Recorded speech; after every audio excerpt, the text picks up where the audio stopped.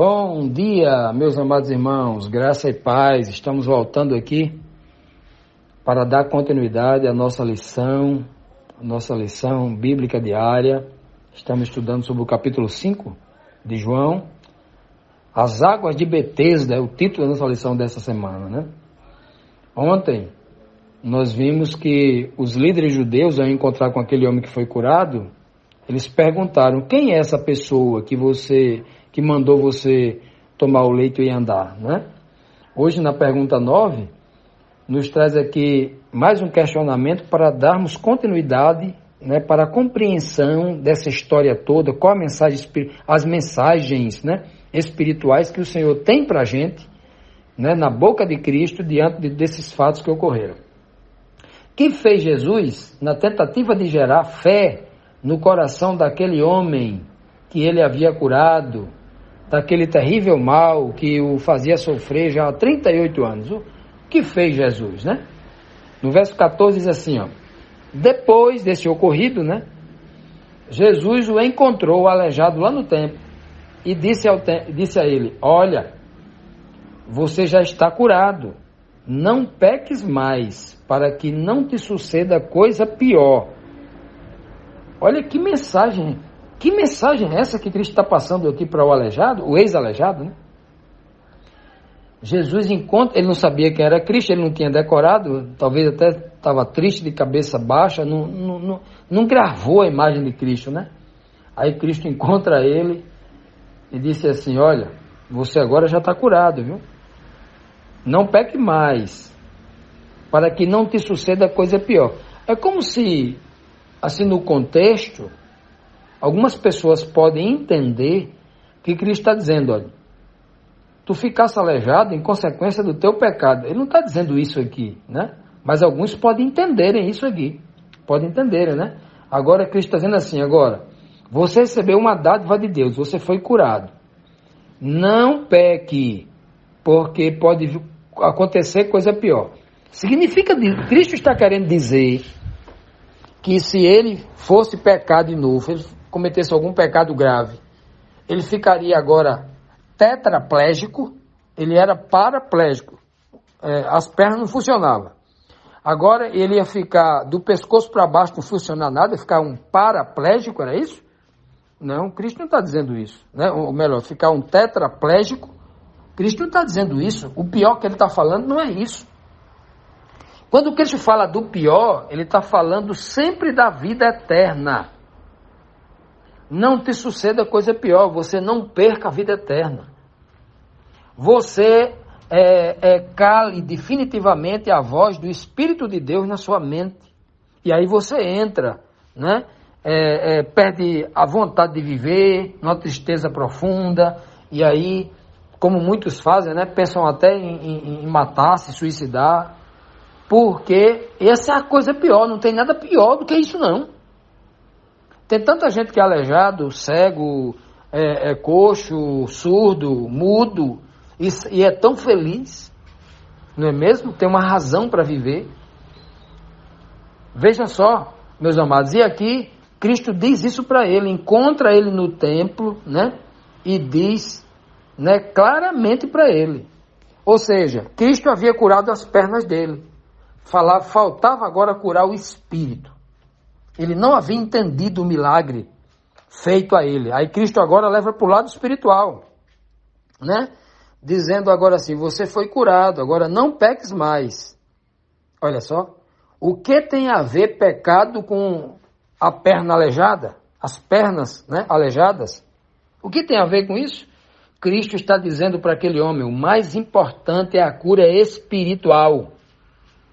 O próprio Cristo havia, no livro de Mateus, ele vai dizer isso: olha, é melhor que você entre no reino dos céus sem uma perna, sem um olho, né?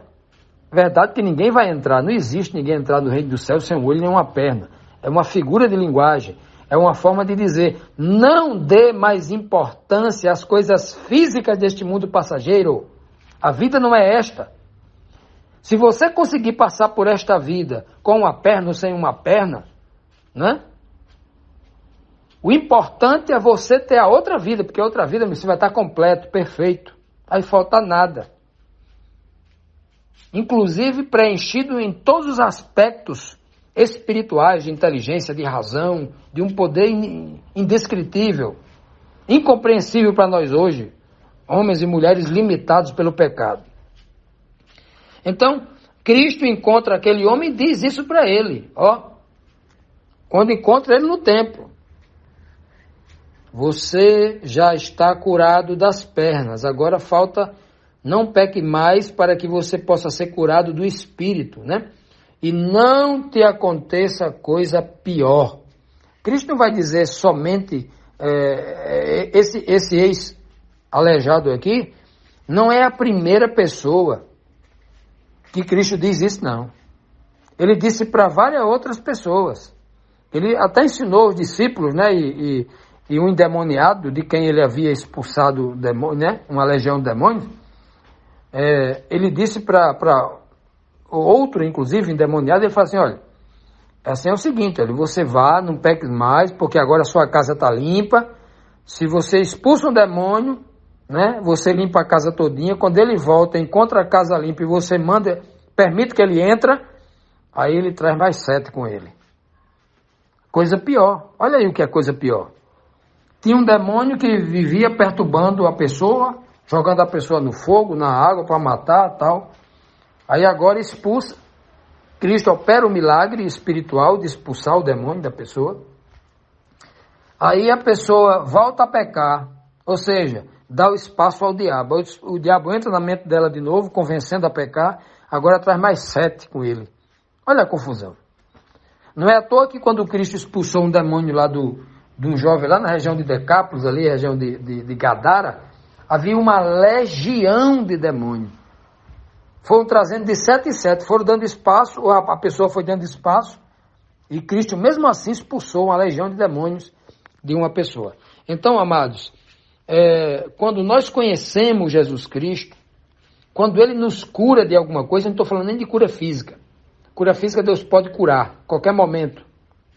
Dependendo da nossa fé, a hora que Ele quiser, não é? Dependendo da nossa fé ou não dependendo, Deus cura quando Ele quer. Mas se nós tivermos fé, aí sim, né? A cura opera ainda com maior glória, com maior poder. Ele opera onde quiser, mas a cura maior que Deus quer fazer em nós, não é a cura física. Não é ajeitar um braço, uma perna, um órgão que está deficitário, né? Uma deficiência física que eu tenho em qualquer lugar do corpo. Não é isso. A maior das curas é a cura espiritual. É o homem conseguir enxergar o que é a verdade, a mentira, qual é a vontade de Deus, qual é o desejo do homem em querer me dominar, me escravizar o tempo todo, como eu devo fazer para me livrar disso. Tudo isso vem pela cura espiritual. O Senhor ensina o homem a ser forte. Forte. Mesmo não tendo uma perna ou uma mão, o Senhor ensina ele a ser forte mentalmente. E o homem que é forte mentalmente é 200 vezes mais forte do que o homem mais forte fisicamente do mundo. É isso que Cristo vem. Quando eu falo mentalmente, eu falo espiritualmente. E esse espiritualmente é pelo poder de Deus. Eu não estou falando do homem forte mentalmente, aquele que vai para a universidade e faz 5, 6 PhDs na vida. Não, não é isso não. Isso aí pode ser forte culturalmente. Eu estou falando forte espiritualmente. E esse poder só vem de Deus. Continuando, meus amados irmãos, vamos aqui para a próxima pergunta, a pergunta número 10. A segunda pergunta de hoje, quinta-feira, dando continuidade ao raciocínio, né, da nossa pergunta anterior, do nosso comentário anterior. E a pergunta 10 aqui nos traz o seguinte questionamento. Que fez o homem curado após reencontrar Jesus lá no templo? Quais as consequências, né, desse encontro, né? A consequência desse encontro com Cristo e das palavras desse reencontro com Cristo, né, e das palavras aí de Cristo para ele. João 5, versículo 15 e 16 diz assim: o homem foi contar aos judeus que fora Jesus quem o tinha curado. Então os judeus passaram a perseguir Jesus porque ele estava fazendo essas coisas no sábado. Vejam só, aqui agora nós temos plena certeza do caráter real desse homem que foi curado. A conversa entre ele e os fariseus já havia sido encerrada. Porque ele disse, eu não sei quem me curou, foi o homem que me curou, eu não sei, e acabou. Agora Cristo encontra com ele no templo. Isso prova que esse homem era um religioso escravo dos líderes religiosos, um alienado religioso. Cristo encontra com ele no templo e ao invés dele agradecer, ele vai denunciar Jesus. Ó. Agora eu sei quem foi, viu? Quem mandou, ele não vai dizer quem me curou. Olha, quem me mandou eu carregar o meu leito no sábado foi aquele homem. Veja que ele foi entregar Jesus. Ele é um delator. Né? Como diz na gíria, né? um cagueta. Ele foi entregar, ele foi denunciar a pessoa que livrou ele de 38 anos de sofrimento. Já imaginou alguém com um coração desse? Tudo porque era religioso. Era religioso que estava lá no templo. Passava o dia no templo.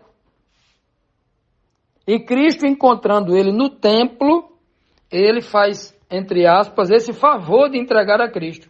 A conversa já tinha sido encerrada.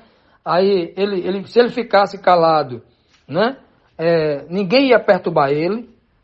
Agora, assim que Jesus disse assim, olha, ele corre e vai lá nos líderes, olha, eu sei quem mandou eu carregar a maca, é Jesus. E aí fez com que a ira dos judeus aumentasse ainda mais, né, contra Jesus Cristo, que agora estava procurando prendê-lo, matá-lo, fazer qualquer coisa, qualquer mal contra Cristo, porque o texto aqui diz assim, não é porque Cristo havia curado no sábado, não é porque Cristo curou um aleijado, é porque fazia essas coisas no sábado. Já imaginou? O próprio religioso que tinha sido curado, na mente dele, era errado curar no sábado. Parece que esse religioso disse assim, olha aí, vamos desfazer aqui, vamos voltar tuas pernas aqui ao que era antes, tu vai ficar aleijado de novo, porque essa cura do sábado não valeu não. Foi uma desonra para Deus. Na cabeça desse homem, ele poderia estar entendendo que realmente isso tinha uma certa lógica e ele gostaria de ficar aleijado novamente. Parece-me que é assim que passa na cabeça dele.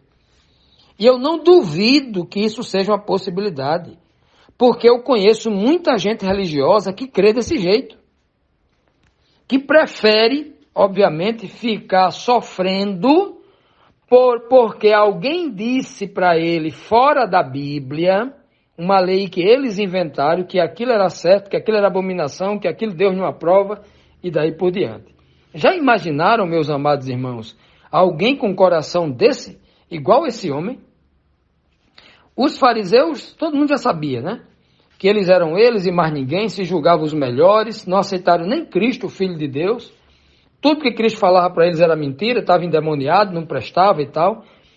Mas um homem que recebeu a cura, não foi o fariseu que teve a sua perna curada, não. Foi esse homem cheio de ingratidão, vai lá e denuncia Jesus.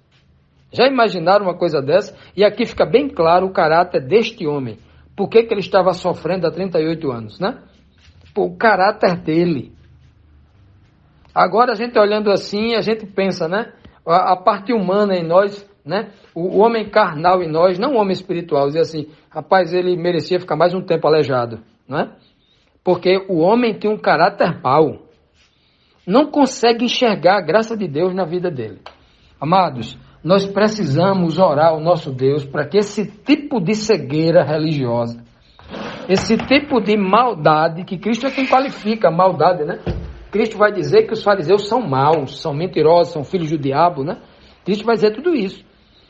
E esta maldade acontece dentro da igreja, dentro da instituição religiosa. Ninguém está salvo porque está dentro da instituição religiosa. O homem está salvo do pecado, salvo do erro, salvo da mentira, se ele estiver com Cristo, se ele entender as coisas de Deus na vida dele. Que o Senhor nos abençoe, nos abra os olhos, nos cure da nossa deficiência espiritual. Em nome de Jesus.